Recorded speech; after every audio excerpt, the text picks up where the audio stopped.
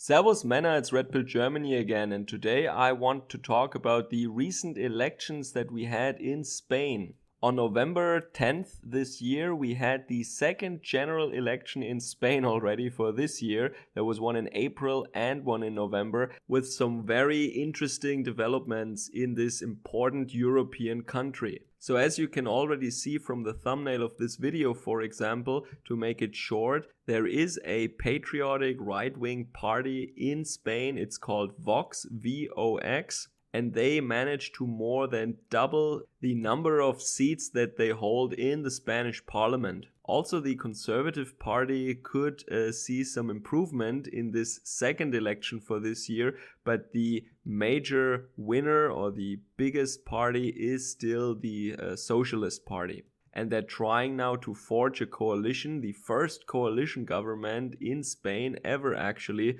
with the left-wing populists. So in this video I want to explain to you guys what is so special about Spain and how in some parts we can actually see that Spain is special, and in other parts we see phenomena that are actually pretty much in tune what we see in the rest of Europe. So full disclaimer here, I have never lived in Spain, I don't speak Spanish, and all the information I have is basically taken from the internet. I read German newspapers, English newspapers, and read some Wikipedia sources. I just find these developments very, very interesting, and I haven't talked about Spain actually on this channel yet. So this video is my outsider's perspective, my German perspective on Spain and the recent events there. And by all means, if you know Spain better, or if you are in fact Spanish, please let me know down in the comments below what you think of this presentation and what you have to say about the situation in Spain at the moment. So let's jump right in and look at the results. We see that the Socialist Workers' Party, PSOE, the Partido Socialista Obrero Español, they got 28% of the popular vote. Then the next best result goes to the Partido Popular, the Spanish People's Party. This is a centrist Christian Democrat liberal conservative party. That's what I would say. It can be compared to the CDU, and the PSOE, the Workers' Party, can of course be compared to the Labour Party in Britain or to the Social Democratic Party SPD in Germany. Then as third strongest party came in Vox, the nationalist patriotic party, with 15%. Then in Spain we also have a left-winged populist party in opposition to the Socialist Party. So they are pronounced anti-austerity, and they're just the populist addition to the Socialist Party, I think. I don't know if they're really communist like our party Die Linke that we had since the reunification of Germany here. And they could bring in a little short of 13%. Then you have the Citizens Party, Ciudadanos. It's kind of a liberal party, center-right, with almost 7%. Everything I read about them sounds really like the Liberal Party in Germany, the FDP, so they can lean to the left or to the right at some times, but they're pretty centrist and they have a focus on liberalism. So then, and with only 2.39% of the popular vote and only 3 seats in parliament, we have the More Country Party, Más País, and they are a green feminist party. And that just gives you an idea of how unimportant these opinions and these political leanings are in Spain actually. And after that, we have many regional parties actually. So far I already mentioned that there are many similarities between Spain and other European countries. So I just want to go over these points once more. We have a Social Democratic Party at around 28%. Then we have a centrist Conservative Party at around 20%. We have a right-winged populist or patriotic party at 15%. That is pretty much like the SPD in Germany, the CDU, and the AfD in Germany. Even the percentages almost add up actually in comparison. Then we have a left-winged populist party like Die Linke that is also at 12%, very similar to that in Germany. You have this tiny liberal party, and this is where the similarities end. The big difference to other European countries and to Germany, I would say, is that there are so many important regional parties, and they play actually a vital role. I will talk about that in a little more detail later, and also that the green wave that we have heard so much about since last year, but also before, the fact that the Green Party will gain more and more seats in all parliaments in Europe is a big phenomenon right now. This green wave is really not present in Spain, and there are more countries like that actually. It is pretty much an established fact or a common observation that green ideology is more prevalent in Northern Europe and in Central Europe. In Southern Europe and in Eastern Europe, this is not a big thing, and there are many reasons for that. So I think some of those countries, like our Central European neighbors to the east, they will probably have a larger influence of green politics in the future when they feel that they can afford it. I think some of the countries are just not rich enough yet to be able to afford such a luxury policy. But once they catch up economically, I'm sure that this very special green brand of progressivism will also spread in these countries. And then there are other countries where for some reason, traditionally, a pronounced Green Party is just not present. And I'm sure that these elements of environmental policy are pretty much covered by a lot of the other parties, but there is just no dedicated Green Party that has a large percentage of the votes. Maybe there is this cliche that Scandinavians and Germans, they really come from the forest and we are maybe tree huggers in a way. But that is just something that I wanted to point out. The green wave cannot be seen in Spain. And the second big difference is that these regional parties play a very, very important role in Spain. So if you ignore these two major differences, you can actually see that even the percentages that the left and the right bloc and their populist or more extreme versions get fits in real nicely with what we see in Germany, for example. Alright, so now I told you about the outcome of this November's election and also who the major players are and how they fit in with what we are usually used to discuss on this channel. So before I tell you how the situation and the coalition talks are looking right now at the moment in Spain,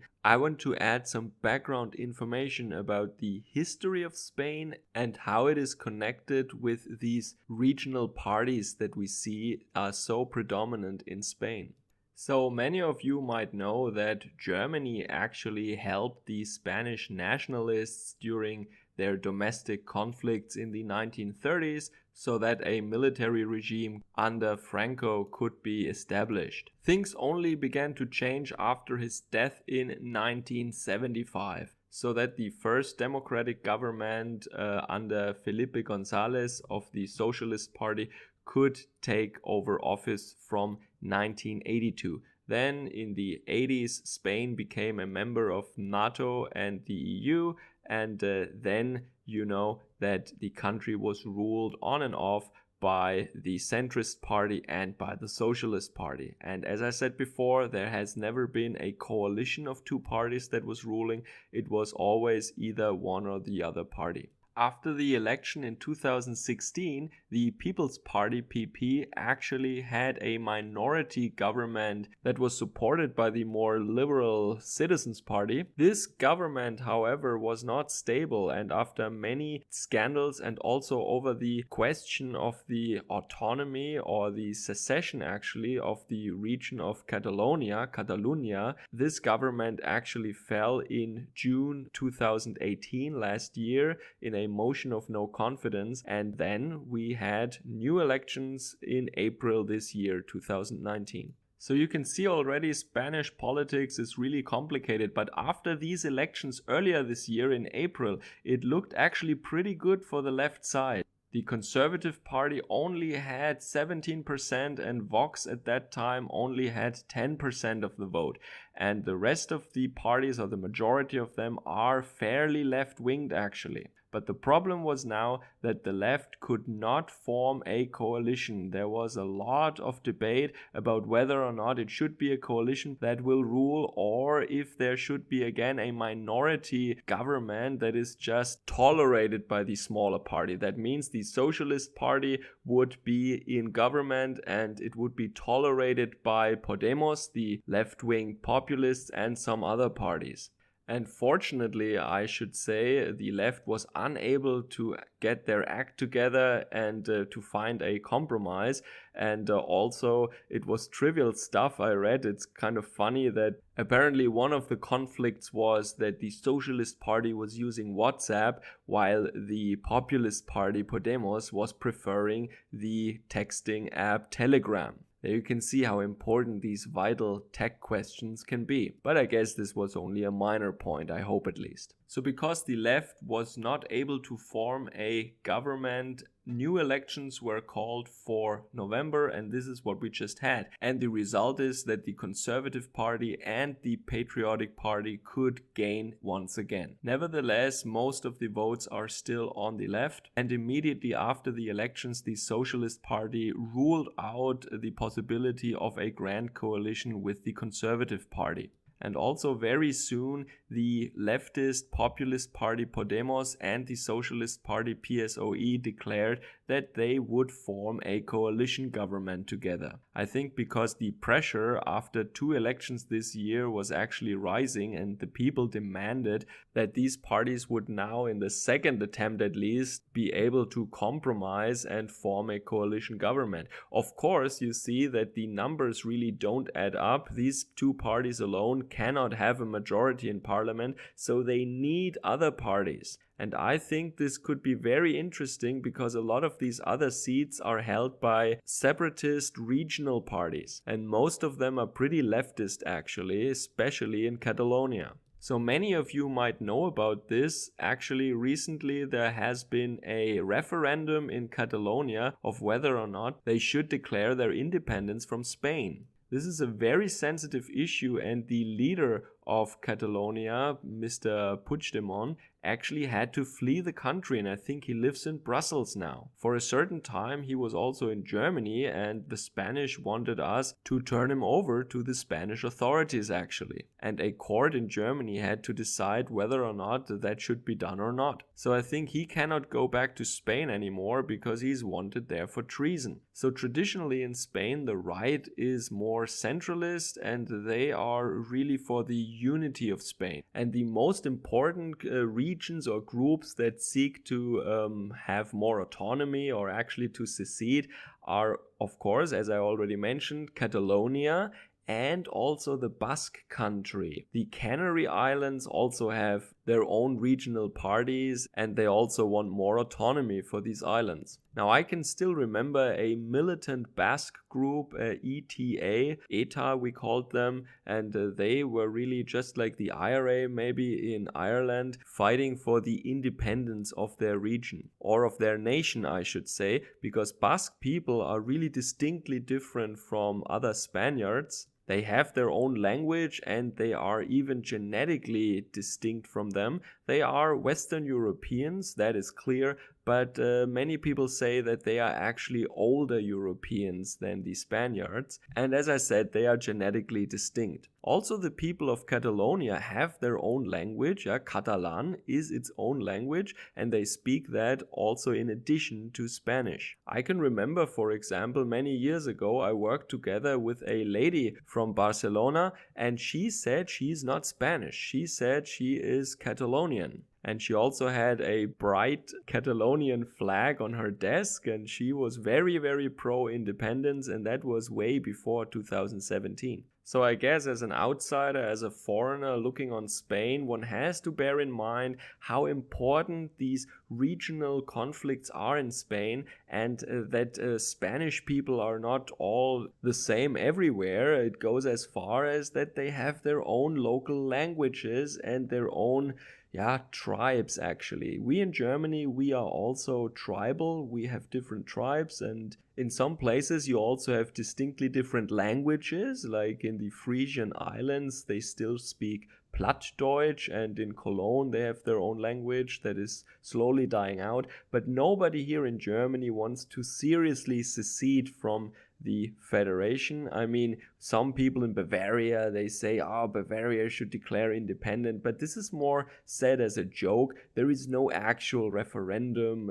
Nobody really actually realistically tries to implement such a policy. In Spain, however, this looks much different. And I think the way that the Social Democratic Party and the Podemos party are handling these regional parties fighting for the independence or increased autonomy for the other ethnic groups in Spain will actually be very, very important for future coalition negotiations, in my opinion at least. And I also think it is plain to see, at least in my opinion, that one of the major reasons why Spain is so hard to rule and why it's so hard for them to find a functioning working government is the fact that they still have until this day so many unresolved regional conflicts with different ethnicities in their rather centralist republic. Spain is not a federation like Germany, where the different federal states have a large deal of autonomy.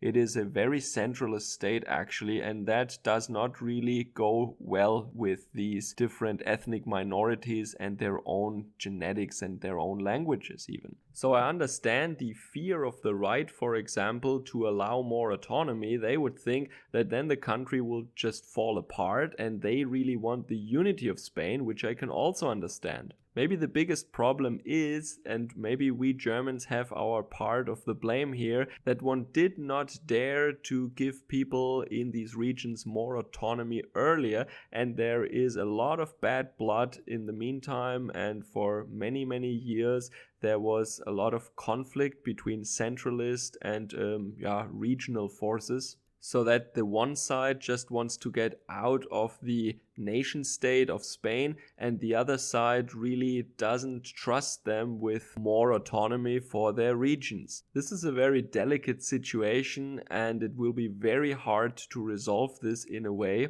that would allow Spain to stay one unified country, but at the same time make them work together in a way so that they can have a functioning government. Let's take, for example, some of these left-wing parties. Many of them are very socialist, very left-winged, and would basically fit in politically very well with the Socialist Party, but they don't want to be part of the general Socialist Party of Spain. They want to do their own regional thing, and that makes the country so much harder to rule. But then you can say again that maybe it is not the worst thing, having a functioning government is maybe a very bad thing for Europe and for Spain. Now, another curious case is actually the leader of the Vox party. I want to say a couple of words about him. His name is Santiago Abascal, and he is actually from the Basque regions. So he is actually a member of one of these ethnic minorities of Spain, but his father was already a politician in that region, and I read that his family was actually threatened by these Basque separatists, and so he doesn't like them a lot actually. So that I found is a very interesting point, that a leader of a patriotic nationalist party that is of course for the Union of Spain comes actually from the Basque region and is also a member of this ethnically distinct minority. So he sees himself in a cultural war against the progressive left. He wants to have those forbidden debates, which means shifting the Overton window, of course. Yeah, I wish him good luck in that quest, and of course I also find it very, very good that his party also tries to take back a law that discriminates heavily against men. So on more than just one level, he wants to uncuck Spain, and I wish him best of luck in this fight. At the same time, I have to say, of course, that I have a lot of sympathy for ethnic groups and local, regional, indigenous minorities that want to have more autonomy and who want to have self-determination for their group. Especially in the case of the Catalonian and the Basque people, it is very easy to see. I mean, they speak their own languages even. So for me, it is very easy to see that they want to have certain autonomy from Spain. But that is a question that they have to figure out in Spain, if they just want regional autonomy in a couple of fields, or if they really want to secede hard from Spain, and if Spain is really allowing this, or if there will be an armed conflict actually. So as I said, I can understand that groups that are ethnically different want to have self-determination, especially if these are their old ancestral homelands that we're talking about here. But they have to figure that out for themselves in Spain, and I don't think Germany will send another Legion Condor down there. At least I would be very surprised if we did so. Alright, so to sum up, it looks like we will have another leftist government in Spain, but the right has become stronger. An actual patriotic nationalist party that is not a conservative party could be established, and with over 50 seats in parliament and 15% of the popular vote, they are comparably, as strong as the AfD in Germany. So a very good result for a country like Spain that I at least have always in my memory as a rather socialist country. At least socialist was not a dirty word in Spain. Most Spanish people I know, including the lady from Catalonia, are very, very progressive, very leftist. So these 15% that Vox could have are actually a statement. This is something that should not be underestimated by all means. Alright, so thank all of you who made it that far in this video. Please like, share and subscribe, and the greatest favor you can do me actually is to share this video on your social media, or share it with family and friends or people who you think have an interest in these topics and in my material. I also want to thank all my supporters and all my patrons. If you like my work, please consider making a donation or becoming a patron of mine. Thank you so much, I really appreciate your help. Be safe wherever you are, and Servus, Kameraden!